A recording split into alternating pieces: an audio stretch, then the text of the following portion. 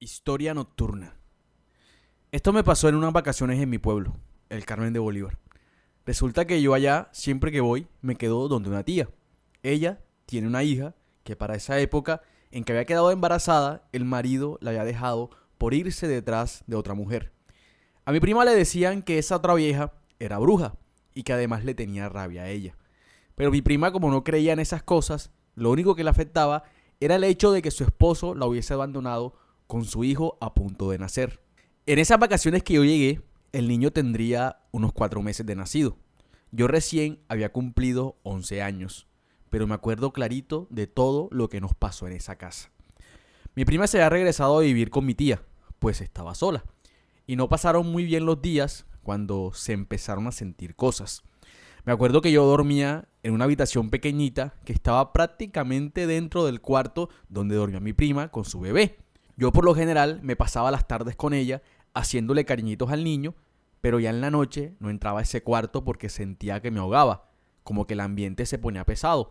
Pero yo no decía nada, yo no entendía nada de eso. Además estaba muy pequeña para saber si se trataba de cosas malignas o por el estilo. Ella siempre dormía con una lamparita de luz amarilla que ponía al lado de la cuna del bebé para estar pendiente. El reflejo de esa luz se metía por debajo de la puerta de mi cuarto y había veces que a través de ella una sombra iba y venía, como si alguien caminara pegado a la puerta. Me acuerdo que más de una vez me asomé, medio abriendo la puerta, pero no veía más que a mi prima acostada en su cama, dormida, al igual que al niño en su cuna. Me regresaba a acostar y justo cuando quería dormirme, de nuevo volvía la sombra a pasearse por el cuarto. Yo le decía a mi prima eso que veía, pero ella lo que hacía era decirme que orara, que no le parara bolas a esas cosas, que seguro yo me la pasaba asustada y me imaginaba todas esas vainas. Recuerdo una vez estaba sacudiendo la cama lista para acostarme cuando golpearon la puerta 3 veces, como si alguien estuviera llamando. Yo dije, ya voy, pero cuando abrí no había nadie. Ahí me acordé que mi prima había salido porque el niño estaba enfermo, pero por alguna razón yo sentía que había alguien ahí. Esa noche ella la pasó con el niño en el hospital y yo en mi cuartico escuchaba que en su habitación alguien caminaba y decía cosas. Era como una voz pequeñita y pausada. Peor, cuando escuché que empezaron a sonar las barandas de la cuna, como si alguien la estuviera meciendo. Se sentía clarito el chillido de las bisagras y la madera golpeando con la pared.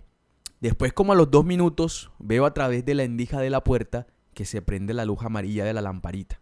Vea, ahí sí me paré corriendo de la cama, me puse una sábana en la cabeza, atravesé el cuarto de mi prima sin mirar para ningún lado, con los ojos tapados, pero sintiendo que desde alguna parte en ese cuarto alguien me observaba. Me metí al cuarto de mi tía y le dije con el llanto atorado en la garganta que me habían asustado.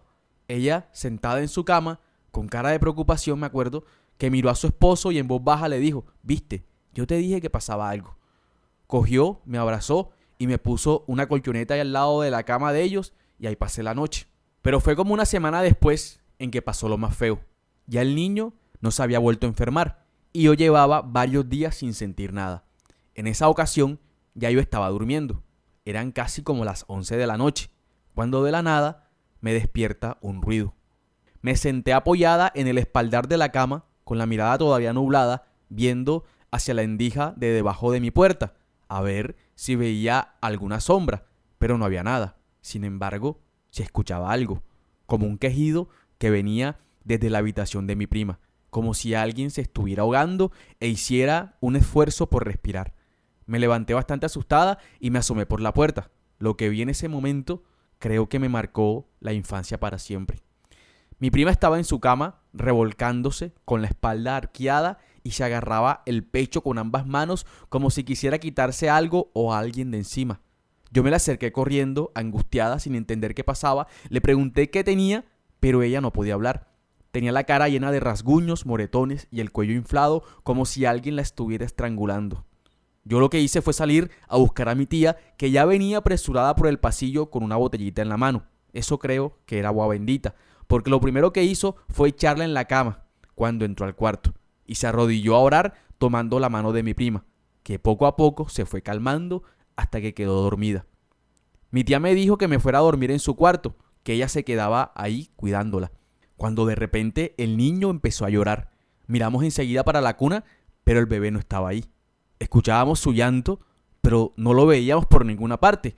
Mi tía y su esposo revolcaron esa casa y ¿a dónde aparecía el niño? Lo vinieron a encontrar después de un rato debajo del lavadero del patio. Dicen que se lo iban llevando, pero lo que fue, al final no pudo. Mi prima desde ese día se consagró en la iglesia con su hijo y el asunto se fue calmando poco a poco. Pasaron varios años cuando se enteró de boca de Les que la vieja esa, la otra, sí les hacía brujería. Que una noche que él regresaba del trabajo se la encontró armando un altar y que tenía una foto de mi prima atravesada con agujas. A lo que él cogió, le quemó todas las cosas, la ropa, las pertenencias, todo y la echó de la casa. Que ni más supo de ella.